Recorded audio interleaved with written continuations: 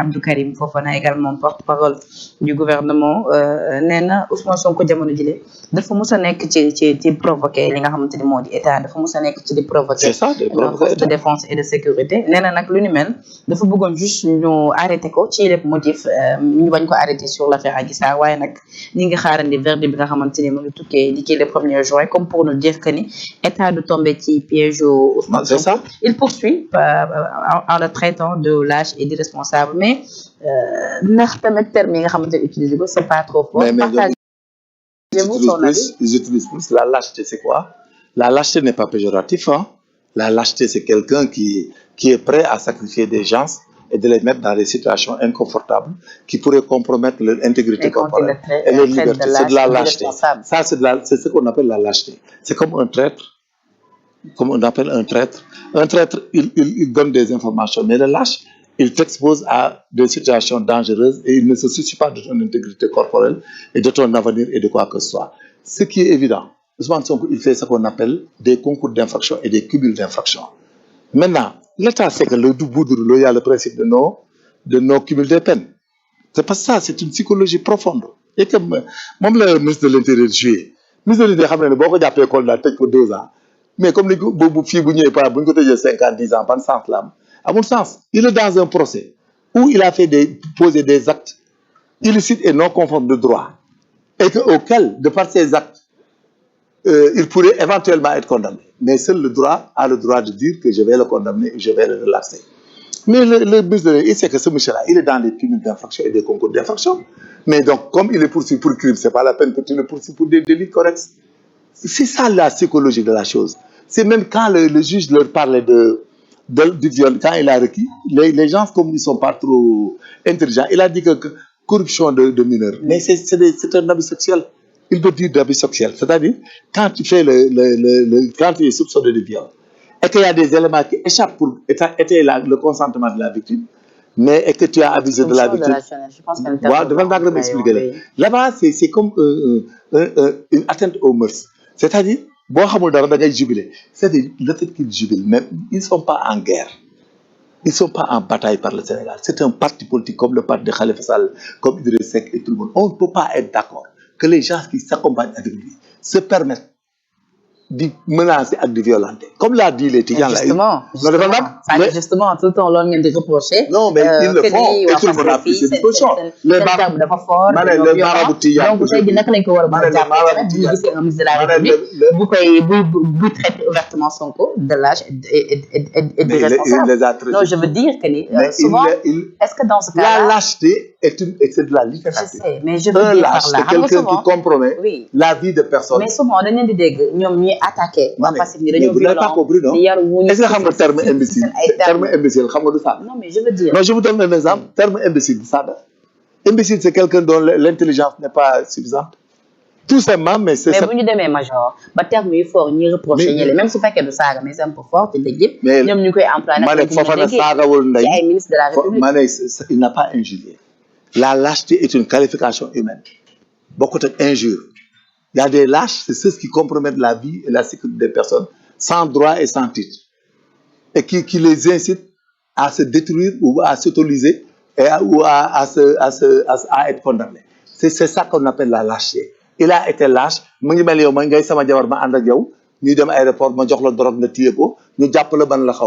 C'est ça qu'on appelle la lâcheté. C'est ce qu'ils sont en train de faire. La lâcheté, prendre des enfants, leur cognitif n'est pas développé. Bon renvoyer à la science, on dit que le thymus, vous avez appris le thymus qui loge entre les deux poumons, régule la croissance en longueur et à largeur des os. Ça veut dire quoi? Un enfant qui n'a pas 20 ans n'est pas une personne achevée. Donc rien n'est achevé sur quelqu'un qui n'a pas 20 ans. D'accord. Donc ça veut dire quoi? Quand tu utilises ces gosses et qu'ils en meurent, il y en a qui sont morts et leurs parents ont perdu, c'est de la lâcheté. D'accord. Ci caravane, major, dañ ci déggoon Sonko ni dañuy ñëw déloger Macky Sall palais employé. Déloger, voilà, comme vous départ pour même terme yi nga xamante ni moom Macky Sall également mosoon na ko employé envers Abdoulaye Wade. Mais ci loolu ndax tey jii da nga jàpp ni foofee tamit Sonko xaw na def toute erreur de communication. Pourquoi? Parce que dafa annoncer les couleurs peut-être de sa caravane. Oui, c'était prémédité. Voilà, pour ma def cours tuuti pour étudiants yi en droit. Gis nga nit pour mu def infraction bu mu tey day am la pensée de l'infraction, la résolution d'agir, les actes préparatoires et les actes qui tendent à l'infraction. Mu commencé su commencé maintenant il veut aller faire l'infraction, ce qu'on appelle la tentative.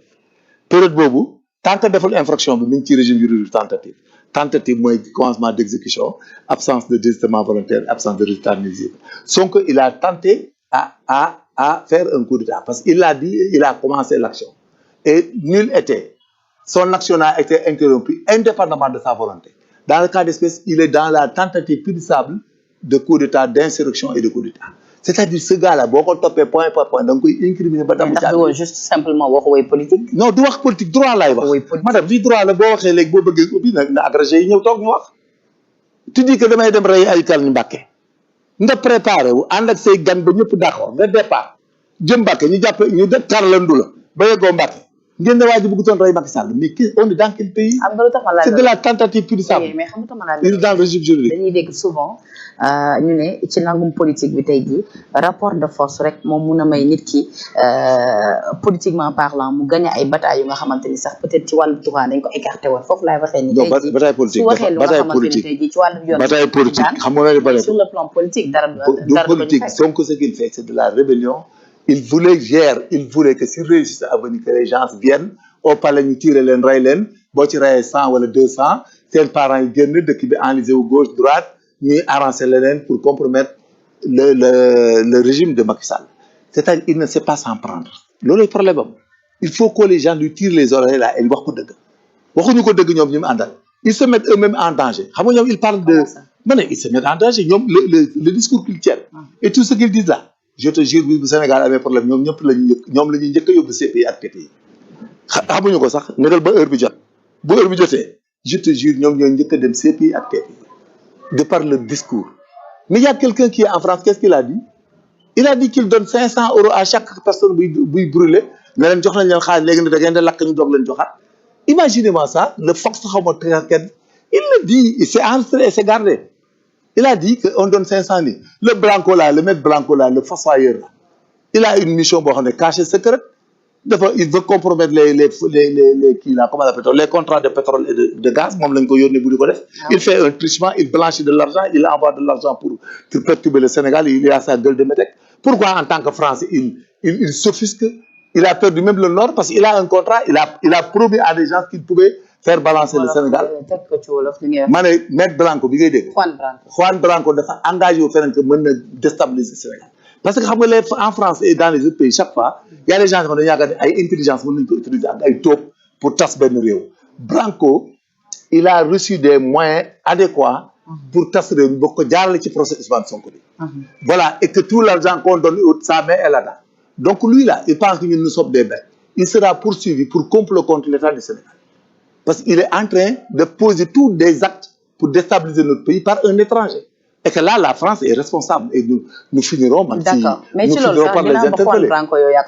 Mais oui. Est-ce que tu as dit mënuñu woon njort ni bu ñu gisee mbiri nu mu tëddee parce que Juan Branco ci moom lañu njëkk gisee mu tweeté ni Ousmane Sonko est injoignable et introuvable. Parce que c'est un tauble. Parce que nee na établi woon benn ligne seen diggante nee na. ñoom ñaar ñu ngi doon wootante téléphone. benn mois de Branco n'est plus son avocat. mais bu ñu gisee tey jii ligne boobu nga xamante ni ñoom ñaar dañ ko.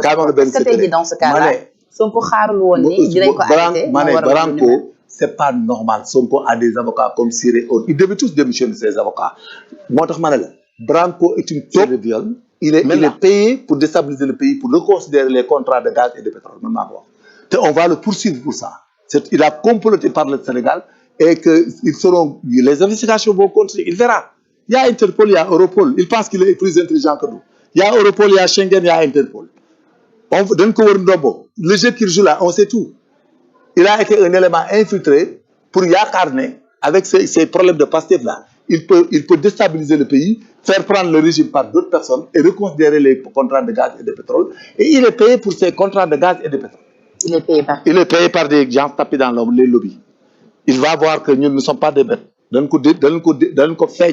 On va le poursuivre. On va le comprendre en français. Oui, mais Branco ne foutra jamais pied au Sénégal, même si un régime arrivé, on peut dégager. D'accord, mais Branco et je demande à l'État du Sénégal de le poursuivre pour complot, incitation à l'insurrection et incitation à tout et blanchiment d'argent aussi. D'accord parce que il blanchit de l'argent dans cette affaire. Mais ndax Sonko dafa sóoroon quelque part wala ba da ko njortoon. Sonko du Branco koy défendre. Sonko a fait une erreur pour laquelle il doit même être poursuivi. D'accord mais Branco n'est plus son avocat ses avocats sont à Dakar légalement constitués et il le défend. D'accord mais il n'a pas c'est-à-dire li ma bëggoon laajte mooy bu ñu gisee tey jii mbir yi nu mu tëdd dama ndax Sonko quelque part dafa njortoon ni moom convoi bi dinañ ko arrêté dafa njortoon ni peut-être caravane bi dinañ ko arrêté et que force de défense dinañ ko ñëw jàpp moo waraloon mu établir benn ligne. mais nu mu koy wax maintenant waaye mais c'est une honte nous sommes désolés waaye Sonko ne xasee pas là où mettre au pied il se fiche de nous Sonko quelle est l'audace qu'il a et le droit de parler de Maître Blanco de sa situation alors qu'il a 16 avocats sénégalais mais il n'est pas de parti parce que Branco est dans le deal c'est tout gis nga son affaire de Branco là ça va le rattraper man maa ko wax fii gis nga Branco bi ñu dugalante muy def affaire u tóob di def ay pexe ci Sénégal ça va le rattraper gis nga bala ma ko doon gën a rattraper bis bu nekkoon président de la République dana éclater c'est pas normal ce qu'il fait avec Branco son comportement là sera réglé jusqu'au dernier son dernier retranchement. D'accord mais ci situation Branco c'est une taupe c'est un espion c'est un comploteur pour de grandes puissances tapis dans l'ombre et des lobbies tapis dans l'ombre pour compromettre le gaz et le pétrole au Sénégal en passant par les partis politiques yi nga xam ne ils sont là prêts à déstabiliser le pays pour de l'éphémère. C'est clair et net. D'accord. Ils sont pas respectueux des avocats sénégalais. Siré les Bamba Cissé là ils devaient démissionner de ce procès. D'accord. Voilà ils sont pas respectés. Ak Maître Sarr tout le monde. D'accord. Ils sont pas respectés. Rappelez que vous suivez toujours votre émission de la semaine. Ils sont pas respectés. Major Kandi. Comment on peut prendre un Branco là di wax de façon ailleurs. D'accord mais Major. démb gis nga ni Ousmane Sonko bi mu annoncé ni dafay def ab sortie ñun sax Sénégal set sax bokk nañ suñu njëkk lancé mën nañ ne ñun nous sommes au cœur de l'actualité macha allah bi ñu lancé suñu live di xaar li nga xamante ni moom moo di déclaration Sonko musique sombre dañu teg mooy générique bu Sonko bi ñu naan réew mi bañ na mais réew mi bañ na boobu kese bi nga xamante ni sax jotul am benn son parce que Sonko jotul génn deful sortie ñun ñi képp ñu Sénégal sax rek am nañ ci vidéo boobu lu toll ci 334 000 vues te Sonko waxul loolu tey jii tamit est-ce que loolu tamit tey jii du signal du signe bu askan bi lancé li nga xamante ni moom mooy à l'état xoolal les événements ñi réew mi bañ madame attendez ma expliquer la gis nga affaire Sonko ñi koy suivre ñoo ko gën a contre parce qu'ils veulent savoir ce qu'il est en train de tramer parce que c'est un danger public le comportement des Pastefiens ils ne veulent pas être surpris seen alal seen intégrité corporelle moo tax on les suit comme du lait sur le feu et que les gens veulent savoir ce qui se passe et comment ça se passe parce que tout simplement opposé au Sénégal c'est très facile les jeunes qui l'amènent c'est des jeunes qui sont ratés qui n'ont pas confiance en eux-mêmes parce que ñi jànguñu ñi dañoo raté ba pare amatuñ confiance pour leur réussite c'est facile en Afrique c'est dans tous les pays africains déjà non attendez c'est ça la vérité beaucoup de jeunes ici duñ jàng duñ dem ils n'ont pas le courage d'aller apprendre ils n'ont pas la patience d'apprendre un métier et ils sont pervertis par la modernité. mais ay nit di xool nit ba mu neexee. ma ne mais non xool ko neexuñu ko de. projet bi li mu leen wax la projet bi mooy ñëw leen jël non il ne fait comprendre non c'est très simple li mu leen gëmloo dañuy wax ne bu leen jàng métier bu leen respecter loi bu leen def dara bu ma ñëwee ñu dil la régler alal gars yi nangu alal jox leen ko c'est tout simplement ce qu'il a dit il n'a pas dit jusqu'à présent xool programme bu mu leen di formé mais yow 1 million de jeunes yow ban réew nga leen di dugal te jàng wuñ defuñ dara ñi ànd ak moom foo leen recenser xam ne ñi jànguñu ñoom. mais projet bi ma ne la y a pas mais projet il faut dire mais ban cadre gis nañ fa ay mais ñooñu bu ñu nekkoon cadre dañ comporté wu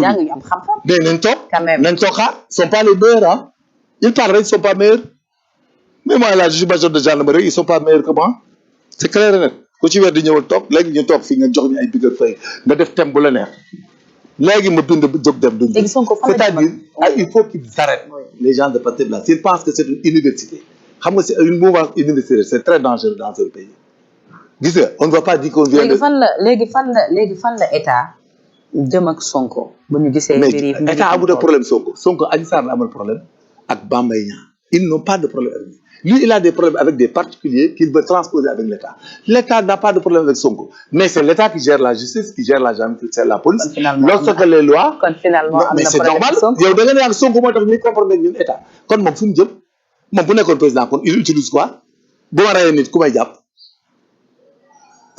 bu ma dee di perturber Sénégalais de Dakar à Ziguinchor Qu'est-ce qu'il va faire exprimer ça? Insécurisé. Il y a le vol de bétail. Depuis qu'ils se déplacent, les gens ont volé les bêtes des gens. Il y a de bordel infernal dans ce pays. Les gens même pensent que maintenant violer c'est légal. Les gens pensent que le contact à la lame de lac et auto de lac et hein?